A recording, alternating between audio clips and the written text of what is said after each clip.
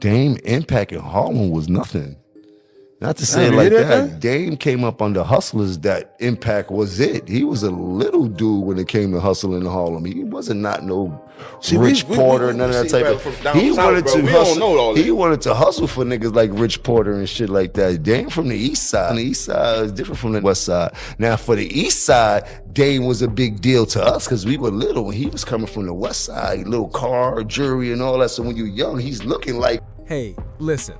What is really happening with Dipset right now, man? Because lately, you won't believe how messy things have gotten between these guys.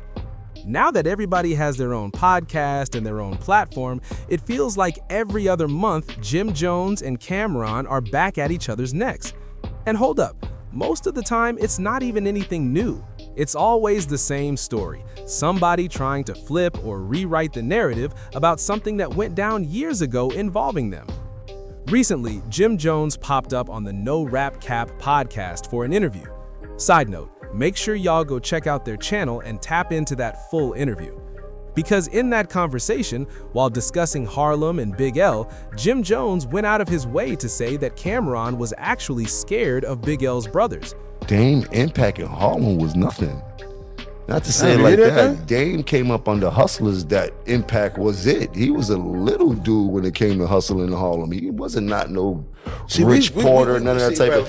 He wanted to hustle. He wanted to hustle for niggas like Rich Porter and shit like that. Dame from the East Side. The East Side is different from the West Side. Now for the East Side, Dame was a big deal to us because we were little when he was coming from the West Side, little car, jewelry, and all that. So when you're young, he's looking like Rich Porter, but in reality, no, he was like, just go to the store, take a couple grams, get out of here. The Rap Cap Podcast. When you cancel out the street side of it and go into the music business of it, what was his impact with Dipset at that time? He didn't have no impact with Dipset. Dipset, we made our impact on our own. When y'all came over to Rockefeller, did y'all bring a certain energy that kind of ruffled the feathers of like state property and people like that? No, when we came over to Rockefeller, it was all love.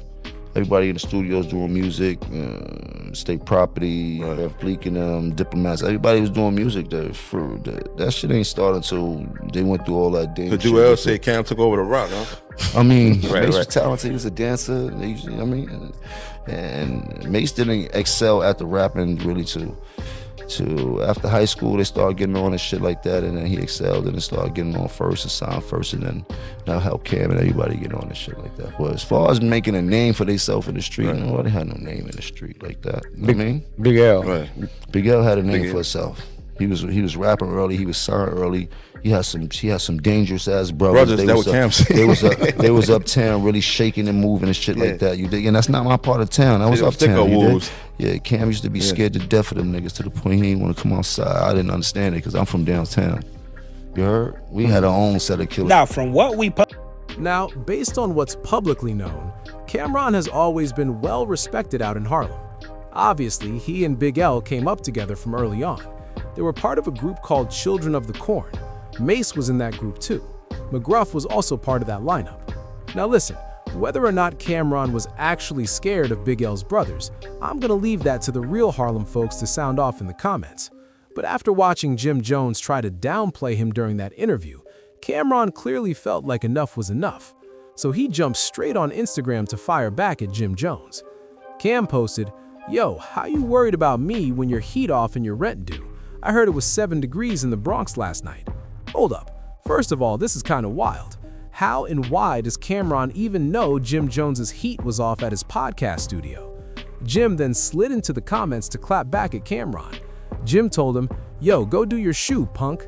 Cameron shot back saying, "What's wrong, capo? Your heat off too? I know it's hard to be 50 years old with no heat. Watch your zill, bro. I got you." Then he added, "A-Block know you soft." Cameron followed up saying, "Yeah, but my heat is on and I'm warm. You 50 years old, tough and cold. But dead serious though, capo, your heat really off." And nah, it didn't stop there. Jim Jones then said, "Yo, Cameron, you soft. Your whole crew is soft. And this right here is where things start going left." Jim tells him, "Yo, you want to play? Pull up. Let the people see how soft you are, chump." Cameron responds with even more jokes. He says, "Jomo, you're 50 and still want to pull up? I got the video of you breaking into your own studio trying to trigger the heat system and chasing your landlord in his car because he wants his rent." Nah, fam, ain't no way, bro. Ain't no way, fam. You're 50 years old. Go pull up on that heat bill instead. Why does everybody know Jim Jones's personal business like this?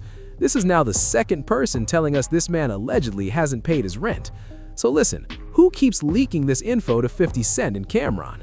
Nah, forget all that. If I'm Jim Jones, I'm daring Cameron to post that video because I need to know who sent me that extremely specific footage of me trying to turn the heat back on and chasing my landlord around. That's way too detailed to just be made up. I'm sorry, y'all, this is nasty work. Jim Jones has a certified mole inside his podcast studio, and that needs to be addressed immediately. Now, of course, 50 Cent had to jump in too. He said, "Damn, I hope y'all can all chip in and get the heat back on." Then he followed it up with, "Damn, Jim is mad under all this pressure. I hope he's good." Meanwhile, Cameron is laughing the whole time. He even joked that maybe they could start a fire and all stand around it. Listen, 50 Cent might be one of the top 2 instigators walking the planet right now. Now, as funny as this whole situation is, and trust me, this is insanely hilarious, at a certain point, if you're Jim Jones or Cameron, this is really just content, right? We already know Jim is going back on his podcast, Let's Rap About It. He's definitely going to address this, because that's been the pattern for the past few months. And if you're Cameron, this is also more fuel for your platform. Cam is going to go sit down with Flea. He might even bring up a mutual friend to confirm he was never scared of Big L's brothers. And for him, that's easy views. Let's be real, these dudes are not pulling up on each other to fight. That's not happening. And keep this part in mind. Cameron knows exactly where Jim Jones records. He knows where the studio is. So no, this isn't street beef at all. This is straight entertainment.